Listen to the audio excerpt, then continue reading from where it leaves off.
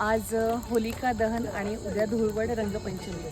खरं म्हणजे भारतीय संस्कृतीमध्ये हे सगळे सण समारंभ साजरे होत असताना आपल्याला सगळ्यांना पूर्वजांनी सुपूर्द करत असताना प्रत्येकांच्या मागे एक कुठलीतरी भावना दिलेली आहे।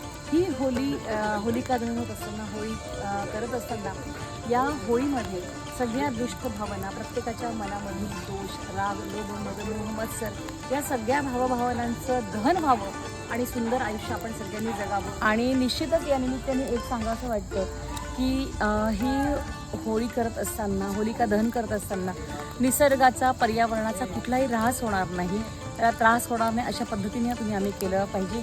आपण बघत असाल आमच्या शिवमळ्यामध्ये आम्ही आज होलिका दहन केलं तेव्हा ज्या पशुधन आहे या पशुधनाच्या शेणापासून असलेल्या गोवऱ्या या ठिकाणी त्या गोवऱ्यांची आम्ही या ठिकाणी होळी केलेली आहे।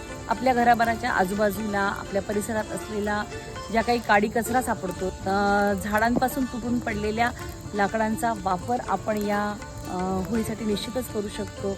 या निमित्ताने आपल्या परिसरात असलेल्या आपल्या भोवताल असलेल्या चुकीच्या प्रवृत्तींचा चुकीच्या दुष्ट अशा विचारांचा नाश व्हावा ही मी या निमित्ताने सगळ्यांना विनंती करते।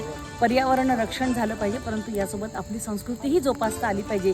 या दोन्हीचा मेळ घालून निश्चितपणे आपण सगळे सण समारंभ साजरे करू शकतो हे या निमित्ताने मी सगळ्यांना सांगू इच्छिते। उद्या या पार्श्वभूमीवर होणारी रंगपंचमी उत्साहात जल्लोषात सगळ्यांनी साजरी करावी आणि येणाऱ्या गुढीपाडव्याच्या पर्वावर नवीन वर्षाला एका नवोन्मेषाने सामोरं जावं हीच जणू काही नांदी देत असते। सगळ्यांना या होळीच्या पौर्णिमेच्या रंगपंचमीच्या मनापासून खूप खूप शुभेच्छा।